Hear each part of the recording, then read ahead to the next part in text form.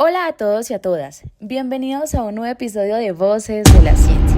Mi nombre es Laura Hernández, soy estudiante de medicina y hoy les traigo un tema que genera muchas preguntas, muchos debates y, por qué no decirlo, también genera bastante curiosidad.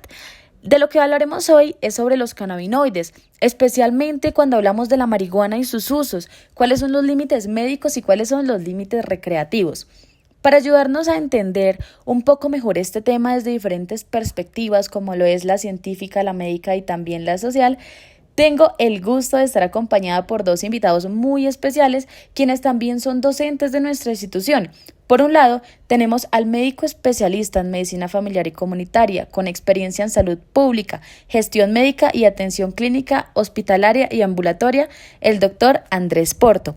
Y por otro lado, tenemos al psicólogo especialista en desarrollo humano con énfasis en procesos afectivos y creatividad, que cuenta con experiencia en salud pública, educación y bienestar institucional, el psicólogo Jorge Triana, quienes hoy nos compartirán sus experiencias y conocimientos, qué es lo que ellos piensan a través de su carrera y nos van a explicar un poco sobre qué son los cannabinoides.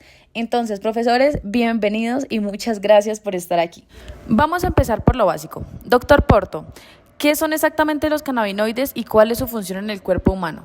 Bueno, los cannabinoides encontramos tanto cannabinoides endógenos como exógenos, como los fitocannabinoides, y ejercen un efecto a través del sistema endocannabinoide, una red de señales que se regulan en múltiples funciones fisiológicas en el sistema endocannabinoide, que incluye receptores CB2, CB1 y tienen diferentes efectos. ¡Qué interesante! Pero eso me lleva a pensar, no todos los cannabinoides vienen directamente de la planta, ¿cierto? No, la gran mayoría, todos, en mi conocimiento, no sé, pero vuelvo y te lo digo, hay unos endógenos y otros exógenos. Los exógenos, la gran mayoría, vienen de plantas, ¿soy claro?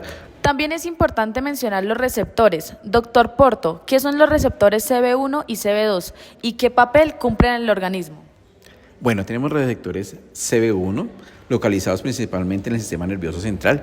¿Y qué van a hacer? Una activación que produce efectos psicoactivos, como cuáles efectos: el estado de ánimo, la memoria o la coordinación motora. Y encontramos los receptores CB2 y que predominan en el sistema inmunológico y periférico y están asociados a qué efectos, para que ustedes quieran: antiinflamatorios y analgésicos, sin causa de efectos psicoactivos. ¿Soy claro? Entonces, los primeros CB1 tienen ese efecto psicoactivo, mientras los CB2 no tienen ese efecto psicoactivo, pero sí tienen ese efecto analgésico y antiinflamatorio. Vamos a entrar a lo interesante, que es lo que realmente nos genera muchas preguntas. Doctor Porto, ¿cuáles son los principales usos medicinales de los cannabinoides en la actualidad?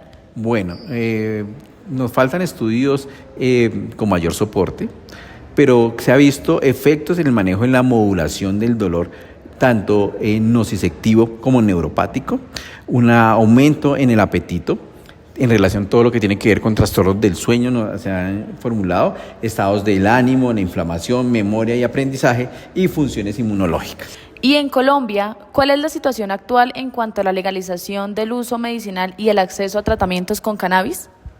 Bueno, hay una normativa, una legislación colombiana, está la ley 1787 del 2006 que establece el marco regulador para el uso médico y científico de los cannabinoides y sus derivados. Está la resolución 227 del 2022, lo cual regula el uso industrial del componente vegetal, de la hoja, el tallo, los granos y derivados psicoactivos, y define la licencia para el cultivo, la fabricación, exposición y exportación del cannabis. Doctor Porto, y por último, hablemos de los pacientes que sí necesitan cannabinoides como parte de su tratamiento. ¿Cuáles son los estigmas que enfrentan? Lo que se estigma hoy en día desde el punto de vista de la sociedad médica que no ha manejado los cannabinoides es el riesgo a generar adicción. Se entiende que los CBD no generan adicción y también se establece que no hay un techo máximo pues, en relación al uso de CBD. Entonces digamos que hay diferentes estigmas en el manejo de los pacientes. No es tan frecuente el uso de cannabinoides, cada vez es más amplio, pero siempre hay estigma en la comunidad médica en el uso del medicamento. Vuelvo y lo digo, hay muchos estigmas, la idea es que no se utilice de forma recreativa, sino sirva para el punto de vista medicinal, para el manejo de las patologías que hablamos anteriormente. Damos la necesidad que cada vez se amplíe más el estudio, el manejo y la necesidad del uso de cannabinoides CBD. Muchas gracias, Laura, por haberme hecho partícipe en tu entrevista.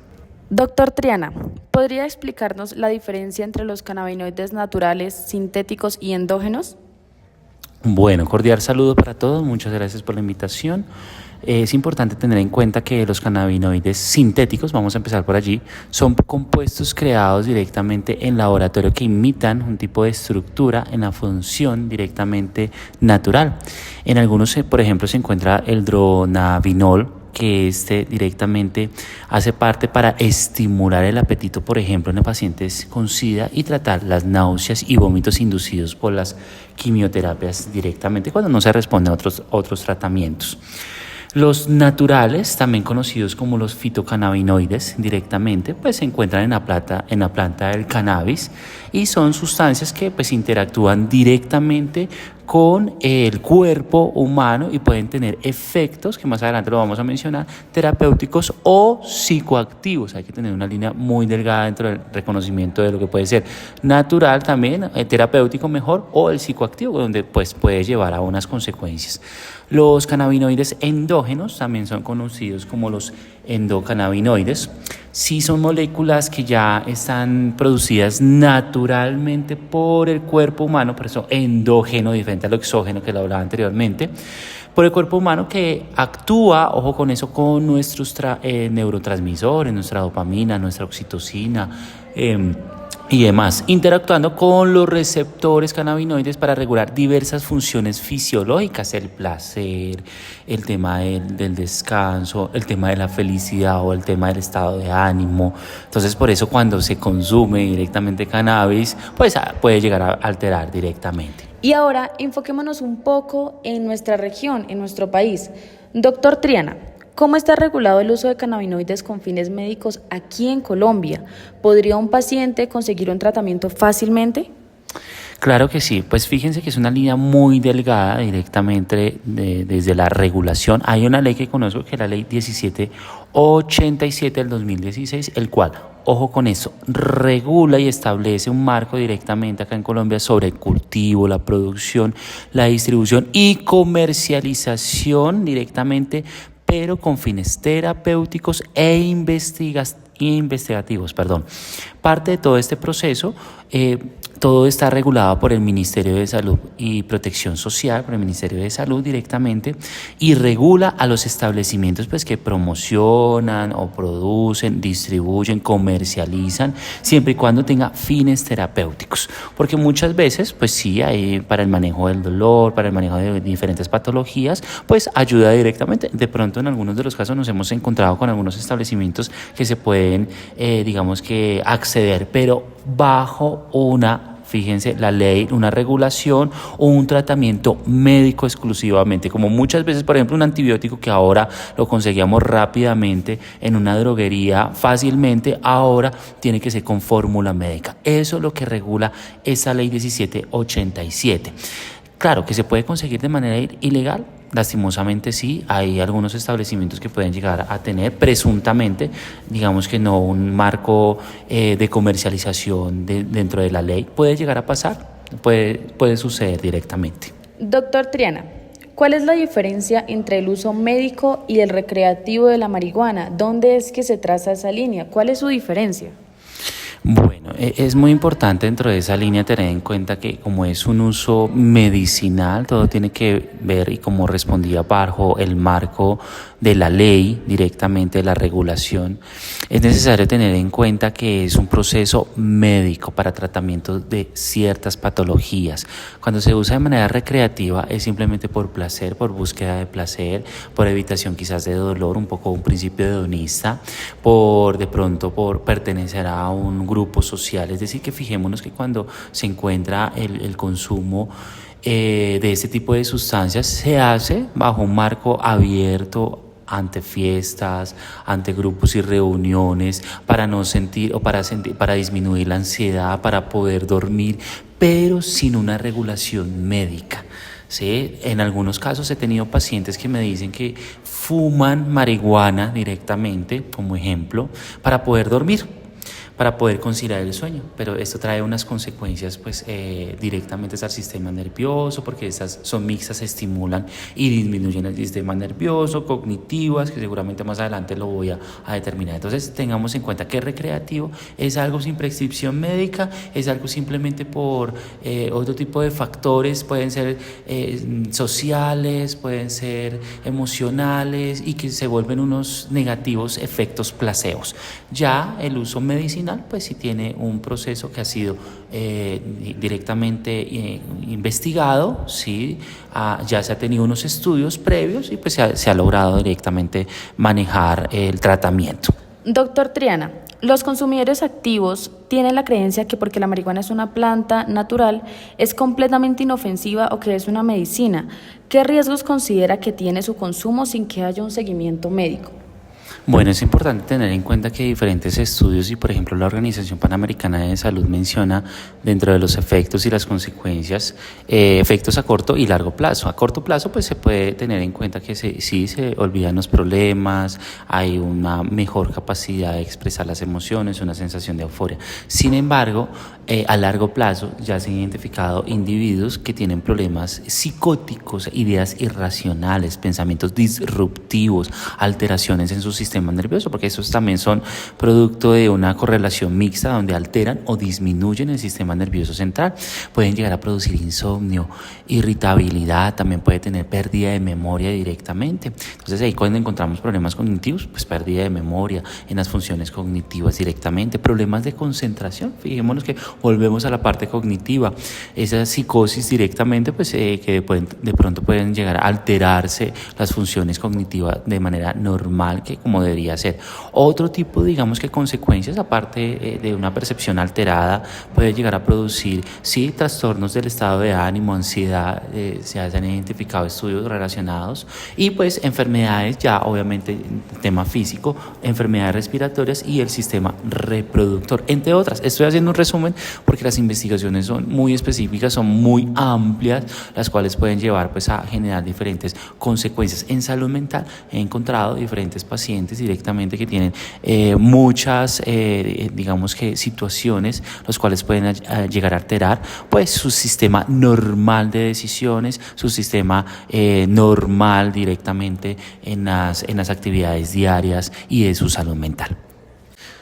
Respecto a las edades directamente, hay varias investigaciones y tengo en cuenta el Estudio Nacional de Consumo de Sustancias Psicoactivas en Población Escolares 2022 directamente desde el Observatorio de Drogas en Colombia entre escolares de 12 a 18 años.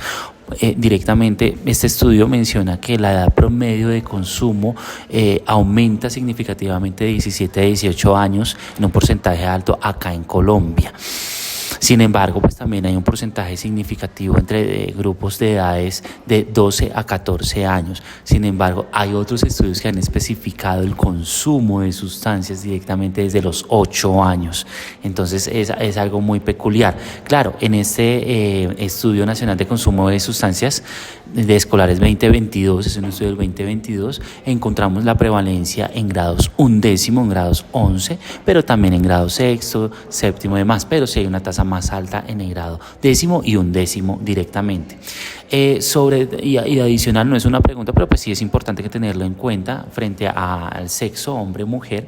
La prevalencia es muy similar directamente, no es una prevalencia lejana, aunque es un poco más alta en hombres directamente. Bueno, como profesional en psicología, pues hay muchas recomendaciones. Realmente primero debemos de conocer que cada una de las sustancias tienen sus efectos secundarios. Seguramente parte de este relato que he establecido y muchos profesionales lo que recomiendan primero pues es investigar, revisar los efectos, revisar prácticamente de manera profesional. Recordemos directamente que puede llegar a ser pues legal desde el tratamiento médico y otro desde el proceso recreativo, que es lo que más se está presentando acá en nuestro país tristemente. En ese orden de ideas sí es importante mencionar que cuáles son las poblaciones más vulnerables o de pronto los estratos socioeconómicos vulnerables. En general sucede que en todos los estratos. Es más, hay estudios que especifican que es más alto el consumo, ejemplo de marihuana, en estratos 4, 5 y 6 directamente. pero también no podemos dejar a un lado el consumo en estratos 1 directamente y 3, que también se vuelven relevantes y altos.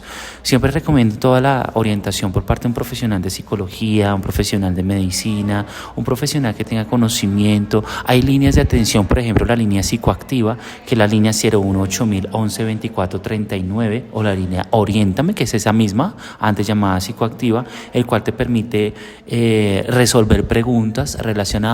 Muchas veces dejamos que simplemente nuestras personas cercanas, nuestros conocidos, tomen como un poco de liderazgo en darnos orientación y en darnos de pronto educación. Realmente no es así.